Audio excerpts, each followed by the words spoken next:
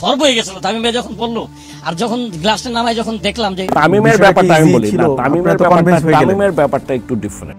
চিন্তা নেই, বিশ্বকাপের প্রথম ম্যাচ অর্থাৎ শ্রীলঙ্কার বিপক্ষে চূড়ান্ত একাদশে থাকছেন তামিম ইকবাল। হঠাৎ লাইভে এসে তামিম নিজেই দলের সাথে তাকা না তাকা নিয়ে যা বললেন, বিস্তারিত থাকছে পুরো ভিডিও জুড়ে। দর্শক, বাংলাদেশ এবারের টি-20 বিশ্বকাপে রয়েছেন গ্রুপ ডিতে।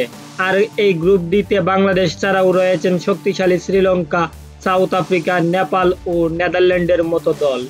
আর এবারের বিশ্বকাপে বাংলাদেশ প্রথমেই মুখোমুখি হবে শ্রীলঙ্কার বিপক্ষে। আর তাই তো এই শ্রীলঙ্কার বিপক্ষের এই ম্যাচটি ওই বাংলাদেশ দলের ভাগ্য নির্ধারণ করবে। কারণ শ্রীলঙ্কার সাথে জিততে পারলেই পরের 3 ম্যাচের মধ্যে 2 ম্যাচ খেলবেন নেপাল ও নেদারল্যান্ডের বিপক্ষে।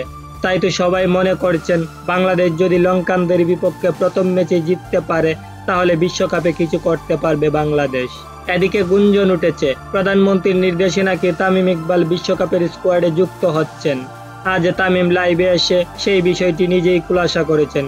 তিনি বাংলাদেশ দলকে শুভকামনা জানিয়ে বিশ্বকাপে যে থাকছেন না এটা জানান দিলেন।